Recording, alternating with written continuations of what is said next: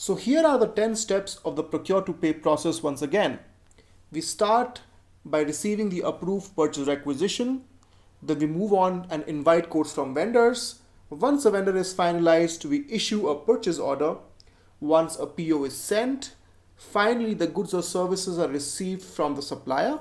Once the goods come in, we either book inventory or create a receipt. Finally, we receive the supplier invoice from the supplier and send to the accounts department. The scanned invoices come to the accounts department, which are then processed, approved, and finally the payment is issued to the supplier. Now, these were the 10 important steps of the P2P process. And now what we are going to do is we are going to understand what are the key documents involved in the entire P2P process from the beginning to the end. Now, it's very important that you remember all of these documents very carefully because you're going to be working with these documents day in and day out, right? So the first document which we have to talk about is the purchase requisition. Now, if you remember, the purchase requisition was the original document which was issued by a user in an organization who needs to procure certain goods or services, and they are then sent to the purchase department. The purchase department then issues something known as an RFQ, which is the second document with us. RFQ also stands for request for quotation, and this document is basically sent out to all the prospective vendors who are the supplier of those goods or services. Finally, the purchase order is issued to the supplier, and this purchase order will have all kind of details like what is required to be purchased, when do we need the delivery, so on and so forth. Now, after the PO is issued, the goods are delivered, and this results in the creation of a delivery note. The delivery note is a document which is actually issued by the supplier, but the goods are not yet finally accepted by the buyer unless the buyer has issued the goods received note. So once they've issued the goods received note, it basically means that the buyer is really happy with the quality of the goods or services provided. And finally, we have the all important invoice, which is also the bill which is sent by the supplier to the buyer. So these are the 6 very, very important documents involved in the procure to pay process. And now let's take a look at them one by one. To start off with the purchase requisition, now on your screen what you see right now is a sample purchase requisition which is issued by somebody to the purchase department, giving details of what is required to be purchased, so on and so forth. So let's try to see what it actually contains. Well, first and foremost, it contains details of the organization for whom this purchase requisition is issued, including who is the purchasing department in this particular case. So you have details of the purchasing department. Now, an organization may have more than one purchasing departments or departments which require these goods or services. So that details basically comes here. Next, you have the date of issue of the purchase requisition. Now, this date is very important because sometimes organizations want to track on what date was a purchase requisition actually issued, and then actually on what date was that requirement fulfilled by goods or services being provided. Ideally, there should be very little lag time between the issue of a purchase requisition and the final receipt of goods or services. And then of course it has details of what is required to be purchased. So this will have all kinds of information in terms of what is the nature of goods and services. For example, if a laptop is to be purchased, then what should be the specifications of that laptop? Should it be a Windows laptop or a Mac OS laptop, or what should be the size of the hard drive, the size of the RAM, so on and so forth. So that was the purchase requisition. The next document which we are going to look at is known as the RFQ, or the request for quotation. Now, once a purchase requisition is received by the purchasing department, it actually goes on and issues an RFQ to all prospective vendors. Now, in this particular case, let's see the example of an RFQ issued by a person called Bob Grenier. And who is Bob Grenier issuing this purchase RFQ to? This RFQ is actually issued to a host of different possible suppliers. In this particular case, is issuing to a supplier called K Ventilation. And the first information captured in the RFQ, of course, is the name of the supplier. Then you have, contents of the RFQ, which basically specifies what kind of product is needed. So for example, in this particular case, he says, my house is 4,500 square feet and I have used two individual central air conditioning units. There is about 6,000 feet of ventilation piping that needs to be replaced, as well as two compressor units and six control panels. Now, here he is giving out information in terms of what exactly needs to be done. Now, it is very important for the RFQ to contain these details as detailed as possible, because once a prospective supplier takes a look at these details, it will help the supplier in assessing whether he is capable to provide these goods or services or not.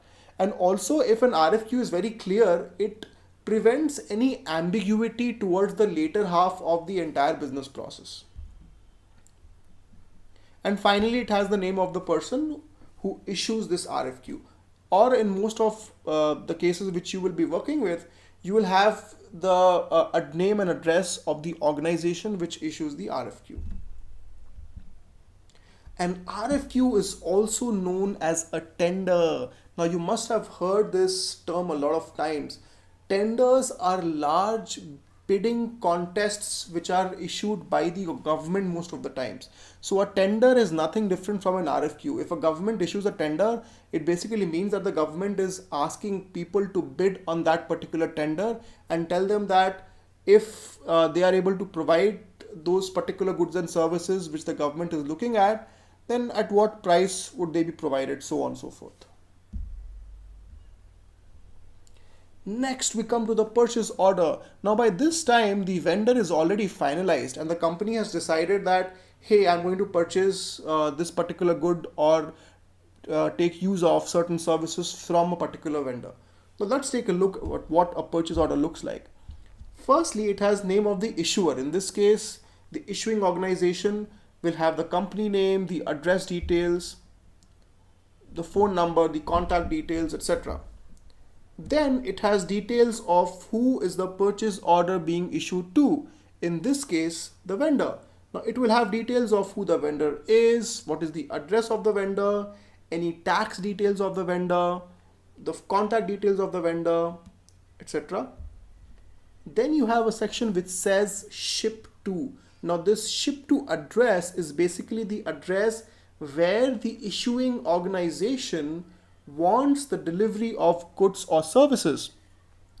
Now it is not always necessary that the goods or services are provided at one particular address. An organization can have multiple addresses, whereas the purchasing department might be centrally based in any particular locality or any particular city. Hence, the ship to address basically tells the vendor where to send across those goods or services. Next, you have the date of issue of the PO and the PO number. Now, these two fields, guys, are really important because this uniquely identifies the purchase order. No two purchase orders are going to have the same PO number. So, a different PO number is mandatorily required for every purchase order. Then of course you have details of what is required to be purchased. So in this case you have product XYZ and product ABC, and then you have details about it, how much quantity you needed, what is the unit price at which you want this, and finally what is the total amount. Now it is important to note here that when we say that we require, let's say, 15 quantity of product XYZ at a unit price of 150 per unit, now this price of 150 per unit would already have been negotiated with the vendor, and that is why the purchase order is being issued here.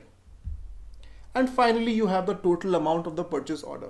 Now this total amount field is also very important because you need to actually compare the total amount present in the purchase order with the total amount on the invoice to ensure that both of the things are matching. You might have a situation where your purchase order is saying that, okay, I issued a purchase order for $100, whereas the invoice came in for $125. In that case, you cannot go ahead and pay the invoice because there's a matching conflict. Now this is known as a two-way match, and we are going to go and do this in a lot more details a little later, right? So this was a purchase order. And finally, yes, you have another box which basically specifies any special comments or any instructions for the purchase order. Then you have a document known as the delivery note. The delivery note is issued by the supplier when he has supplied the goods or services. First and foremost, it contains the delivery note number, the delivery date, and also the order number or the PO number. Now this uniquely ties up every delivery note with a unique purchase order. It also has details of the billing address of the party who has drawn the delivery note, in this case the supplier, and the delivery address which was given. Now, if you remember, the purchase order also had a ship to address. Now, the ship to address in the purchase order is going to be the same as the delivery address in the delivery note. And it also has details of what kind of items were delivered, the details, the price quoted, so on and so forth. Now, once the delivery note is issued, it basically means that the supplier has completed the delivery of goods and services. But does it necessarily mean that the goods and services are accepted by the buyer? It does not. Now, the goods and services are accepted by the buyer only upon quality checking of the goods and services. Let's say I ordered for 100 laptops. Out of those 100 laptops, 10 laptops were not working correctly. So in that case, I would not issue a goods received note for the entire 100 laptops, but I would issue it only for the 90 laptops. Alright, so let's take a look at what the GRN looks like. At first, it always has the GRN number. It has the date of the GRN, which basically is the date on which the quality inspection is made and the organization certifies that, alright, fine, we have received so many goods. Then it has again the order reference, which is the same as the PO number, the quantity, the description of what was received, and who was the person who received these goods and who was the person who checked these goods, right? So in this case, Mike received these goods and Mr. R. Pope checked these goods. And finally, the condition of the goods are certified, right? So in this particular case, it says that the condition of the goods is good, no damages. However, 10 box files were missing. Now they ordered for 50 box files, but 10 box files were missing. So they would accept only 40 box files and not the rest of the box files. Now, after all this is done, the GRN is also issued. Finally, the supplier gets his chance to issue the bill or the invoice and claim for payment. Okay, so the invoice is the second most important document after the purchase order. What does an invoice contain? First, it contains the name of the party who has drawn the invoice, in this case the supplier. It will have the invoice number. Now the invoice number is also a very important document. Every PO might have multiple invoices. It's very important to note this. But one invoice will never have more than one PO number in place. So you might have a PO which is also known as a blanket PO, which we'll discuss a little later, where for a given PO you might get multiple invoices from the vendors. Alright, let's not get into those complexities right now. Let's just keep our focus on what the invoice contains. So it contains the invoice number and the invoice date. Then of course it has the details of the item, the description, the unit cost, the quantity, the price, and finally the total amount of price.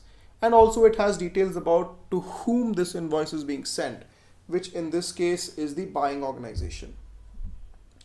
Now, the other important thing here is the terms and conditions of the invoice. Now, whenever a good or service is provided to an organization, it basically comes with terms and conditions. Now, these terms would say that, for example, in this case, it says all repairs are guaranteed for up to 6 months. Please call us with any questions or concerns regarding repairs or any other issues. So it could have clauses about the warranty. It could have clauses about when the payment for this invoice is supposed to be made, so on and so forth. Alright, so now you know that these 6 different document types are the most important documents in the P2P process. What you need to understand is who issues these documents. Now what I want you to do here is, before we discuss who issues all of these 6 different documents, I want you to pause the video and take a break and try to guess it by yourself. Okay, so who issues a purchase requisition? A purchase requisition is an internal document which is issued by the user of goods to the purchase department. Now, the user of goods is going to raise a purchase requisition saying that I want, say, one laptop with this configuration, blah, blah, blah. The RFQ is issued by the buyer to the seller, where the seller in this case is a prospective vendor. Who issues a PO? That's right. The PO is issued again by the buyer to the seller. Now, who from the buyer side? The procurement team, right? So we are going to get into details about the procurement team, the sourcing team, the accounts payable team, which are all different teams in the procure to pay team, and we'll talk about it in a little bit. Who issues a delivery note? It's issued by the seller to the buyer when the delivery is complete. The goods received note, of course, is issued by the buyer to the seller when they have checked the goods and when they basically certified that the quality of goods is at par. And finally, the invoice is issued by the buyer to the seller. Is that right?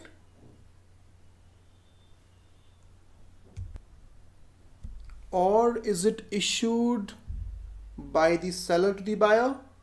Think about it. That's right, it's issued by the seller to the buyer. The invoice or the bill will always be issued by the person who's provided the goods or services, because that person is the person who needs to be paid. Alright, so who are the key parties involved in the entire P2P process? We essentially have only two, the buyer and the seller. The buyer issues the purchase order, the request for quotation, the GRN, and finally the payment for the goods and services, whereas the seller issues the delivery note and the invoice. Now, within the buyer's organization, various departments are involved, namely the sourcing department, the procurement department, and the accounts payable department.